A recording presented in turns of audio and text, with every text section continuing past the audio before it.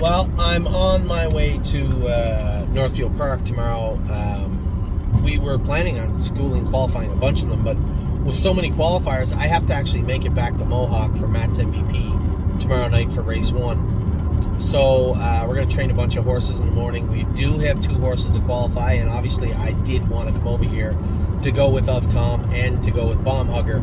So it was important that I came over today. Obviously, I had to take a long, hard look at everything and say, you really want to go to Northfield Park to qualify 2 horses in the morning only to turn around and come back in a hurry, by the way. If they're on time, I get back for 5 o'clock.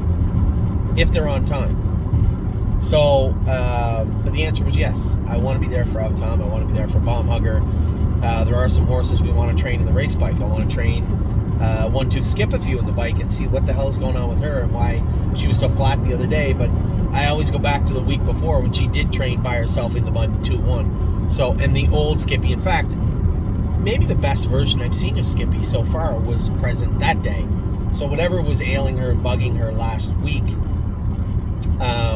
let's see if it just has more to do with work, the actual work put into her than anything else. So we're going to train her. And we're going to train. We opted to train Gemstone Ruby Rose again. I want to get the wrinkles out of her. I mean, I don't think I'd be very comfortable just listing somebody on her and watching from home. I think there would be a mishap in the bedroom if I did that. So I want to tell Jason I'll train Gemstone Ruby Rose. He can follow me with one of the other 2 pacers, Del Cash and Del Breeze, and then vice versa. He can follow me with 1-2 Skip a Few, or I can follow him for a little bit also. I'd like to go a mile in 2-1, 2-2 with all 4 of those horses. So we'll see how they look tomorrow. We also have to train Slim Jimmy and Purple Aura, and Slim Jimmy, Purple Aura, and Sweet on Pete in preparation of at least 2 of those 3 horses in preparation for the Hackett coming up next week. Now, I told you guys last week I would not go to the Hackett. It was just 1 drive. I thought that I would stay in. I thought it made much more sense for me to stay in Canada, or stay at Northfield Park and drive Isa 10, drive 1-2 Skip a Few. These were horses, maybe Gemstone Ruby Rose in that series. These were things we had to do, but then I got watching the pace side of Procrastinator. We'll talk about him in a minute. The other side, the Pacers going 52-4. The Trotting Colts going 56, and I thought to myself, I am absolutely not chasing horses for $7,500 that have the engine light on. So these are 4-year-olds wide open. We're trying to prep our 3-year-olds in this race. That's not going to happen. I had a lot of people asking me, why didn't you put Procrastinator in the second leg? Because I don't want to rip his engine out before we even get started as sophomores. Don't want to do it. He's a sophomore now. He's got 1 lifetime, 1 start back is in a year, and he pays 55 flat over Northfield Park. I'm not doing it. So I said to Jason, you know what? Stay close in Miami Valley. We can race him in the class that he's already going to win. We could race him at Northfield Park, or we could go back to the scene of the crime where he's already won. So we're going to race him in Miami Valley on Wednesday with, I think Jimmy goes on Wednesday. If it's vice versa, forgive me, it doesn't really matter. One of the Hacketts is going on Wednesday. We'll race Stay Close that day, I believe. The other one is Procrastinator, a maiden on Monday. I would rather ship him 4 hours down there and race him in a maiden than stay at Northfield and watch them going 53 in front of me. It's not going to happen. So I guess we could have put him in a maiden. I think he put Confederate Cruiser in there. But honestly, I would like to see Procrastinator on a bigger track. I would like to see him on the 5/8. I think he can pace 53, 54, no problem. On a half, you're asking a lot from a big, big boy.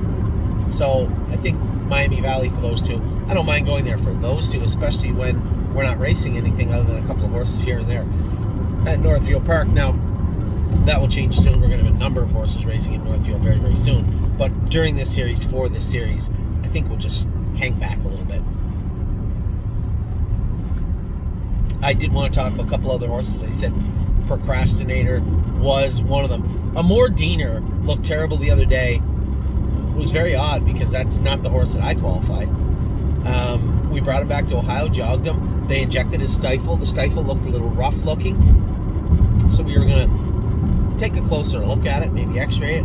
Jason called and said there was a bump on his leg in a weird place. The vet actually x-rayed it. He's a little concerned. He said, I don't know if there's a line there or not, but if we give him a few more days, something should show up. Now, I talked to a number of my partners on a Mordiner and said, don't worry about it, the stifle, it'll be fine. If it was just the stifle, it'll be fine. Now, I haven't seen this bump in his leg, and I haven't talked to the vet specifically myself. I've just talked back and forth with Jason. He said, Anthony, you can see it when you come here. Take a look at the horse yourself. It could be indicative of this horse being cast. He might have got to Tim's barn, got cast. Nobody would notice, right? Jason didn't notice a bump until after he jogged him. So is there something going on there? I don't know. We'll know in a couple of days. Either way, I think we caught it. If it is something in a very weird place, that weight-bearing bone, then I suspect it's just some time off and he'll be fine. Which is much better than the alternative, I can guarantee you that. So a little bit of some question marks surrounding a Mordiner that wasn't even close to the worst news of the week. 3-Point Blue Chips injured himself. He's got a line in his foot. Just an absolutely devastating phone call I got. I saw Julie Miller's number show up on my phone at 9:30 at night. I knew there was nothing good can come from what she was about to say to me. I picked up the phone. I said, this can't be good. She said, nope, Anthony, I had told you that horse had bruised his foot. We opted not to qualify him because he thought he had a bruise or a pus pocket. Poulticed him up over the weekend, gave him the weekend off. I went out and jogged on Monday. I got up to the track and he was lame. Brought him back. We x-rayed him. And there's a line in his foot. Now that may sound like the extent of it, but I learned a lot over the last 24 hours just about coffin bones myself. How do I unpack this? First off, the way that the coffin bone is fractured, the way the foot is fractured is important. No Free Lunch broke his side to side last year, which is called a wing fracture, I believe. Put a bar shoe on it, stand him in the stall. I think we stood him for 4 months, didn't we? And then maybe swim, I can't remember, but I think he stood for 4 months. It healed great, no problem. Now, when the fracture goes up closer to the joint, much like, as I explained to my partners today, much like where my wrist, when I broke my wrist in that accident, the line went into the joint from my wrist, and the doctor said, you're going to have problems when you get older. It's going to hurt a little bit. Your mobility is going to lessen and lessen quicker than the other one. You're going to have arthritis, which is that pain you're going to feel on a rainy day or later on in your life. He said we have to put pins in it to close that crack in the bone as quickly as possible. The quicker we close it and the better we close it, the less discomfort you're going to have in your life. That's important. This crack goes up almost into the joint, almost articular, as they call it, I believe. Now, it may be there by now. It's been 2, 3, 4 days, so it may be there by now, but it may not. So, what happened next, what I was told next, was shocking to me in an impressive way. Julie had said, I had my surgeon look at the horse. He said to put a screw in it. I said, a screw in it? I've never heard of a screw in a horse's coffin bone in my life. Ever. I didn't even know you could. She said, yeah.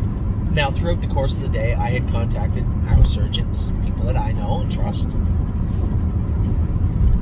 Talked to a couple of our veterinarians, and one veterinarian in particular I talked to knew about.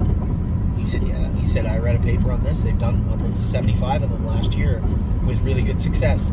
Now, I did name a horse, he said, maybe I shouldn't have because he didn't know for certain, but he was pretty sure that Lawless Shadow had a screw put in his coffin bone. And if I'm wrong and somebody out there connected with Lawless Shadow says, hey, no, they didn't. I apologize. The name, it was a lie to you, it's a lie to me.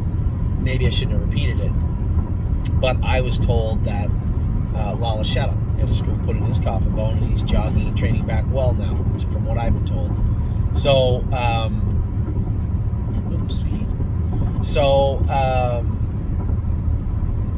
as you can imagine, the most important thing is to get that crack healed as quickly and as safely and as cleanly as possible. Now, putting a screw in it would do that. right? It would. Very interesting proposition. As I said, I had no idea that you could even do that. There was some talk back and forth with some of the lead surgeons connected. Now, as you can imagine, Blue Chip Farms, now Stud Farm, owns a large portion of 3 Point Blue Chip. And Tom Grossman has connections in multiple industries. Obviously, he's got I believe he has a jumper that was in the Olympics, a horse that he bred. So, a much larger Rolodex for a number of things than I have, and even than Julie has. So Tom had given the x-rays out to a couple of people. A couple of them said screw in it, a couple of them did not, said that maybe not, because anytime you put a screw in anywhere, whether it was Adrenaline Rush's leg or 3 Point Blue Chip's foot, when you put a screw in a horse's body, you chance the risk of infection. So the downside of this entire ordeal, aside from the fact that it's done, the downside is the risk of infection. If he gets infection in his foot, that's it.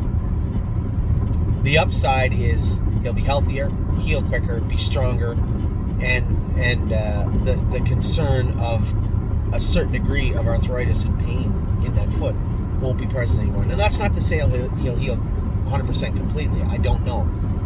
That goes down to the horse. Now, he does have a lot going for him. He's a good, big, strong, healthy colt. He should heal up quickly. And we're not talking about his racing career and getting back to the races. That is, at this point, an afterthought. What is best for this horse is the only conversation to have right now.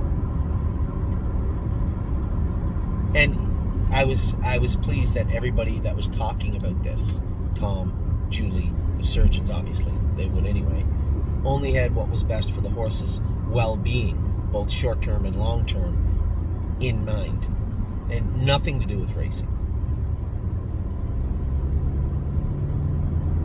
So as much as this was a shock for me, I'm sure it's a shock for all of you. You know, we didn't just have a number of horses that were owners on 3 Point Blue Chip.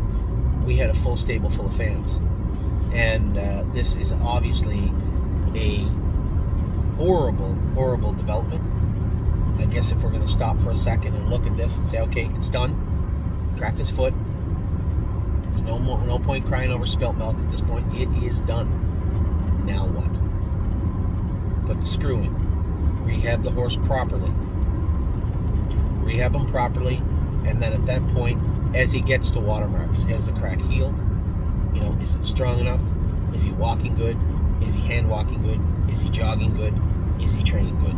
These are all watermarks you would have to go to as it goes on. Now, the good news is, I guess, I would still, just so we're clear, just so we are abundantly clear, I would still take a fractured coffin bone over a torn suspensory any day. Probably one of the most debilitating injuries that we've gone through at the stable, and we've had lots of them do it. Royston's Punch just did it. Very tough. You can recover, but the rate of re-injury is high. No Free Lunch is as sound as he's ever been right now. He broke his foot last year. If the crack heals properly, quickly, cleanly, I believe the rate of re-injury is minuscule.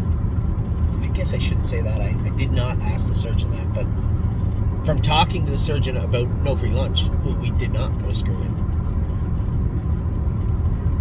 if it heals cleanly, the rate of re-injury is very minimal. Good. The fact that we can put a screw in it changes. It's a game changer when it comes to a crack like this. It heals quicker, stronger, faster, cleaner, healthier horse, sounder horse, very little residual issues, if any, when this is all said and done. Now, that's best case. We don't want to talk about worst case. That's best case. And then we get our horse back, a stronger, more mature version of a horse that we had all the hopes in the world of.